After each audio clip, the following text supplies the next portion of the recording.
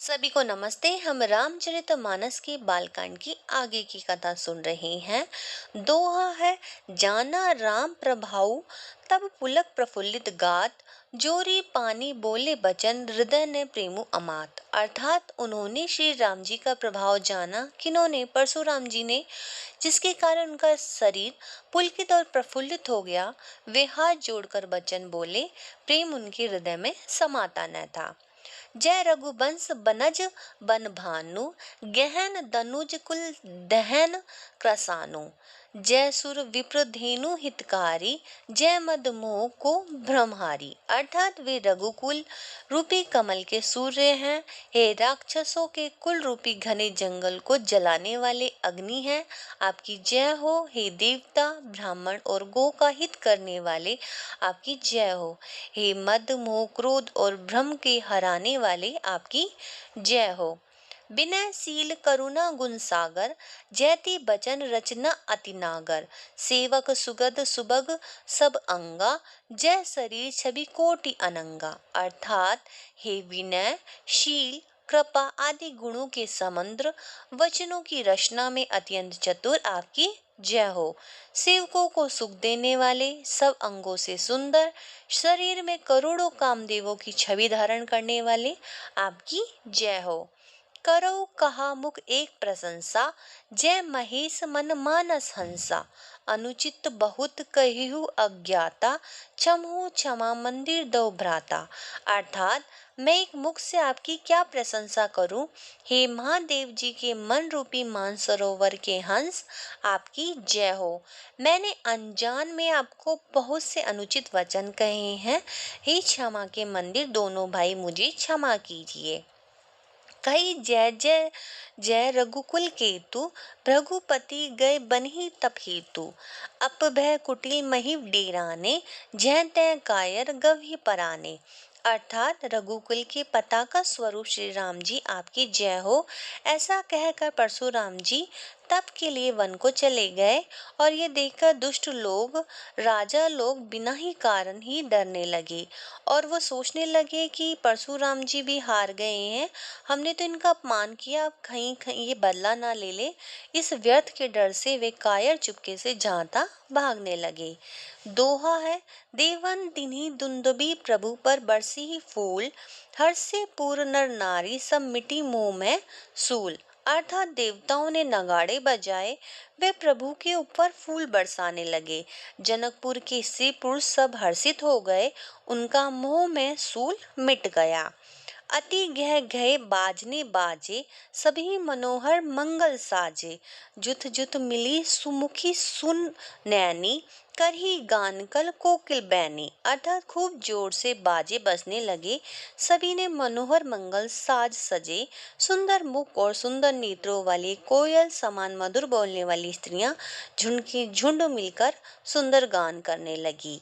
सुखु विधेय कर बरनी न जाई, जन्म दरिद्र मनहु निधि पाई। विगत त्रास भई सिय सुखारी, जनु बिथु उदय चकोर कुमारी। अर्थात जनक जी के सुख का वर्णन नहीं किया जा सकता, मानो जन्म का दरिद्री धन का खजाना पा लिया हो। सीता जी का भय जाता रहा, वैसी सुखी हुई जैसे चंद्रमा के उदय होने पर चकोर की कन्या सुखी हो जाती है। जनक किन्ह कौशिकी प्रणामा, प्रभु प्रसाद धनु भंजेउ रामा। मोहि कृत कृत्य दिने किन्ह दो भाई, अब जो ऊंची सो कहिए गोसाई। अर्थात जनक जी ने विश्वामित्र जी को प्रणाम किया और कहा, प्रभु ही की कृपा से श्री राम जी ने धनुष तोड़ा है। दोनों भाई मुझे कृतार्थ करे, हे स्वामी अब जो उचित हो सो कहिए। कह मुनि सुनु नरनाथ प्रमीना, रहा विबाहु चाप आधीना। टूटत ही धनु भयो विबाहु, सुर नर नाग विदित सब काहू। मुनि ने कहा, हे चतुर नरेश सुनो, यूं तो विवाह धनुष के अधीन था, धनुष के टूटते ही विवाह हो गया, देवता मनुष्य और नाग सब जानते हैं। दोहा है, तत्पि जाई तुम्हें करहु, अब जथा बंस व्यवहारु। बुझी विप्र कुल वृद्ध, गुर वेद विदित आचारु। अर्थात तुम जाकर अपने कुल का जैसा व्यवहार हो, ब्राह्मणों कुल के बूढ़ों और गुरुओं से पूछकर और वेदों में वर्णित जैसा आचार है वैसा करो। दूध अवधपुर पठवौ जाई, आनी नप दशरथी बोलाई। मुदित राव कही भले कृपाला, पठे दूत भोले तही काला। अर्थात जाकर अयोध्या को दूत भेजो जो राजा दशरथ को बुला लावे। राजा ने खुश होकर कहा, हे कृपालु, बहुत अच्छा। और उसी समय दूतों को बुलाकर भेज दिया। भवरी महाजन सकल बोलाए, आई सबनी सादर सिरनाए। हाट बाट मंदिर सुरबासा, नगरु सवारहु चारियु पासा। अर्थात फिर सब महाजनों को बुलाया और सबने आकर राजा को आदरपूर्वक सिर नवाया। राजा ने कहा, बाजार, रास्ते, घर, देवालय और सारे नगर को चारों ओर से सजाओ। हर्षि चले निज निज गृह आए, पुनि परिचारक बोली पठाए। रछु विचित्र बितान बनाई, सिर धरी बचन चले सचुपाई।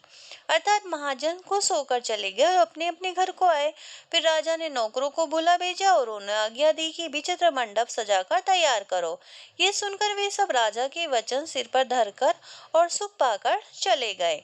पठिए बोले गुनी तिन्ह नाना, जे बितान विधि कुशल सुजाना। विधि ही बंदी तिन्ह किन्ह आरंभा, बिरछे कनक कदली के खंबा। अर्थात उन्होंने अनेक कारीगरों को बुला भेजा जो मंडप बनाने में कुशल और चतुर थे।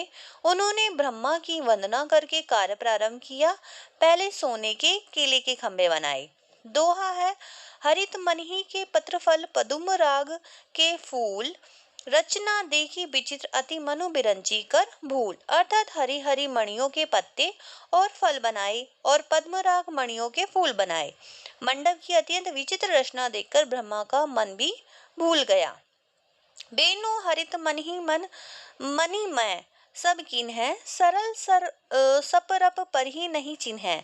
कनक कलित अहि बेली बनाई, लखी नहीं परई सपरन सुहाई। अर्थात बांस हरी हरी मणियों के सीधे और कंठों से युक्त ऐसे बनाए गए थे जो पहचाने नहीं जाते थे, और सोने की सुंदर नागबेली ऐसी बनाई जो पत्तों सहित ऐसी मालूम होती थी कि पहचानी नहीं जाती थी। तेई के रची पची बंद बनाए, बिच बिच मुकुता दाम सुहाए। मानिक मरकत कुलिस पीरोजा पीरोजा, चीरी कोरी पची रचे सरोजा। अर्थात उसी नगर बेली के रचकर पच्चीकारी करके बंधन बनाए गए और बीचों बीच में मोतियों के सुंदर झालरे हैं। माणिक, पन्ने, हीरे और फिरोजे इन रत्नों को चीरकर और कोरकर और पच्चीकारी कर इनके लाल, हरे, सफेद और फिरोजी रंग के कमल बनाए हैं। किए भ्रंग बहुरंग विहंगा, गुझी कुझी पवन प्रसंगा।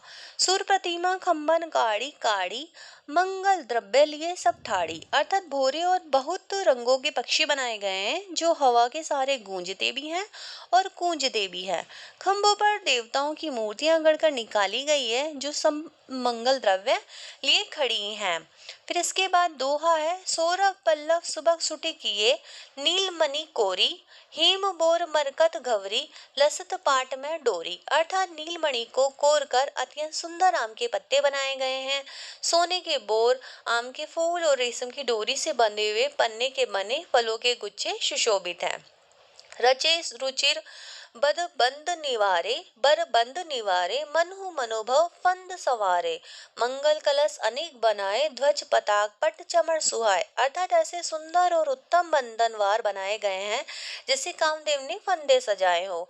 अनेक मंगल कलश और सुंदर ध्वजा, पताका, पर्दे और चवर बनाए गए हैं। अब आगे की जो कथा है अगली वीडियो में सुनेंगे। धन्यवाद।